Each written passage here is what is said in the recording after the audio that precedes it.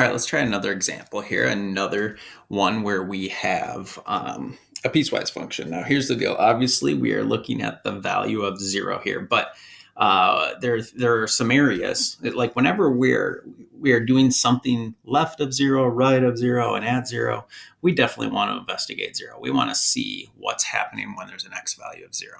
But also when we look over here, nothing. I can't put in any x value that will make sine undefined.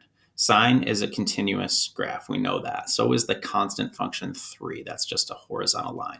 But again, we can't have -1. All right. So when we put in -1 there, which we actually will because it's in the domain there for that section, we want to talk about or think about an x value of -1. Okay. So what do? Like we have two possible discontinuities. Well, we have to first figure out what's going on when, and I'm trying to do this example now with this here so we can see exactly what's happening. So we always start by looking at if it's defined. When I do f of 0, what do? We definitely go here and we get a 3. Okay. So is that unfocusing as I do that? Hold on a second. Let me try to fix this.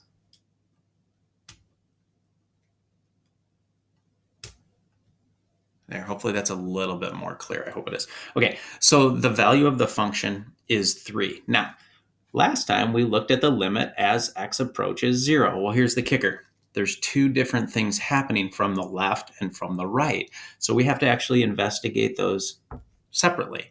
So what is the limit as x approaches 0 from the left? Well, that means as negative values, that's this one right here. So we would use that function for this one. Well, don't overthink it. All we have to do is direct substitution in there. So now, because when I put in a 0, that does not cause it to be undefined. So direct substitution algebraically is fine. So 0 squared plus 0 is 0 over 0 plus 1, which is 1. We get 0.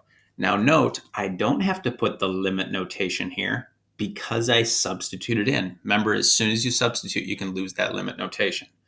Okay, so here's the deal. The limit as x approaches 0 from the left. What about the limit as x approaches 0 from the right? Well, from the right, that would be, sine of x. We have to actually think about sine of x there. Why? Because that's what would be happening graphically. Is from the right, we would be going, like think about the number 5, the number 4, the number 3. As we move this way, we are on the sine wave. So what are we thinking is going to happen? Well, again, direct substitution. The limit as x approaches 0, we can put in a 0. And what is sine of 0? It actually is 0. So what we just found out is that the limit as x approaches 0 of the function exists. Agreed? So why? Because from the left we approach 0, from the right we approach 0. Even though they are different parts, we would say it exists. Okay. Oops, I was a little off there. So we found out f of c is defined. We found out the limit exists, but that limit is 0 and that value is 3. So since they don't equal each other there, we do have a discontinuity here. So this graph is discontinuous. That's how we would say this. This is discontinuous at x equals 0. Discontinuous at x equals 0. Now, what kind of a discontinuity would that be? Once again, it's going to be where we have the limit existing, but the value is a different value. So that's going to be a removable whole. Okay, so this is part of our answer. Let's switch colors here so you can see the difference here. So we dealt with x being 0. Let's look now at x equaling -1. Well, let's do this real quick. Let's do f of -1. And we will say, okay, what happens here? Well, if I put in -1, where would I go? I would not go here. I would not go here. Oh, I would go in there.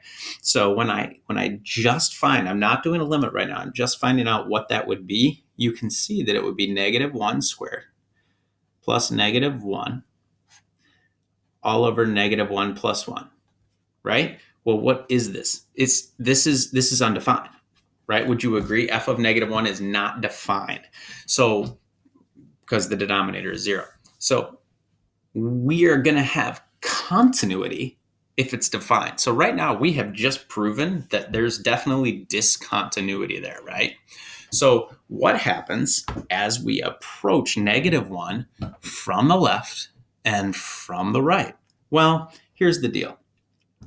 For now, we're going to try to get you to understand that since it's undefined, we could have either a break or an asymptote there, right? That's what could happen. But let's try to look at this at the limit as x approaches -1. Well, here's the deal. We could do the left and we could do the right.